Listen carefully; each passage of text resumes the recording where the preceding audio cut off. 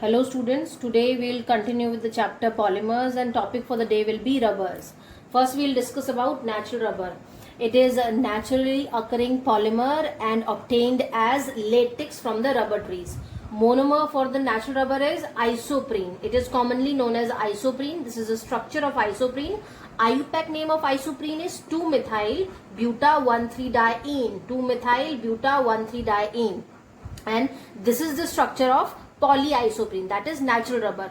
When 11,000 to 20,000 isoprene units are joined together or linked together, we get a polymer named as natural rubber. Vulcanization of rubber. The process of heating of natural rubber with sulfur to improve its property is called vulcanization of rubber. That means when in vulcanization of rubber, sulfur is heated with natural rubber. Natural rubber is heated with sulfur to form a compound like this. This is the structure for vulcanized rubber. Sulfur is forming cross link between natural rubber, making it more hard, tougher, with greater tensile strength, greater elasticity, because natural rubber actually is very sticky and don't have much elasticity in it. Therefore it has to be vulcanized to get a better variety of rubber. During vulcanization, sulfur forms cross linkage. As you can see in the diagram here, it forms cross linkage at active sites. As a result, rubber gets stiffened and intermolecular movement of rubber spring is prevented. Intermolecular movement is prevented, resulting in physical character of the rubber. The extent of stiffness of vulcanized rubber depends upon the amount of sulfur added. It depends upon the amount of sulfur added. For example, if 5% sulfur is used, that means we are using it for making tires, and if 30% sulfur is used, that kind of vulcanized rubber is used for making battery cases now let's discuss about synthetic rubbers. We have three synthetic rubber here. Synthetic means they are prepared in laboratory. Synthetic means they are prepared in the laboratory lab.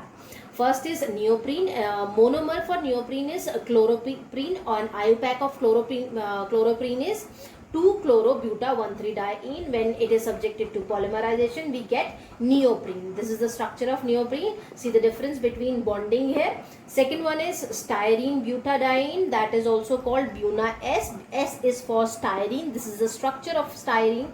When these two monomers are added together, which is 1,3-butadiene and styrene, in the presence of sodium and heated along, we get a structure of Buna-S. S for styrene. S for styrene. This is also a synthetic rubber. Third is a nitrile rubber, also called Buna-N. N due to the acrylonitrile. Acrylonitrile is for nitrile is for cyanide group. Nitrile is called nitrile is CN. Acrylonitrile. When 1,3-butadiene, this is 1,3-butadiene, same is used for both Buna-S and Buna-N.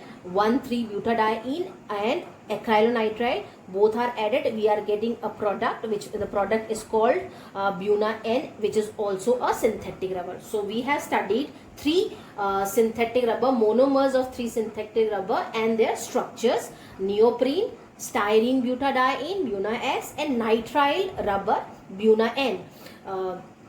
The difference between Buna-S and Buna-N is, here S is for styrene and N is for acrylonitrile.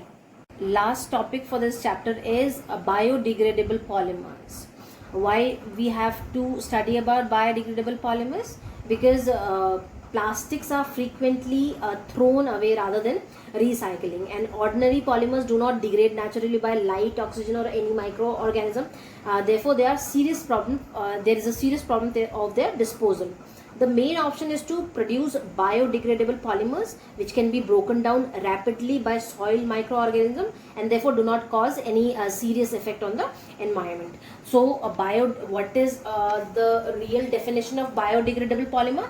that biodegradable polymer are the polymer which are degraded by microorganism within a suitable period, so that biodegradable polymer and their degraded product do not cause any serious effect on the environment. And here are few examples of biodegradable polymers.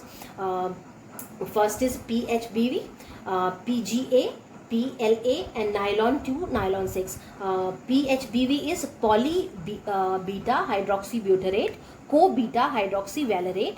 PGA is polyglycolic acid, PLA is polylactic acid. These are the biodegradable polymers which can be degraded easily by the process, simple chemical process by hydrolysis, etc.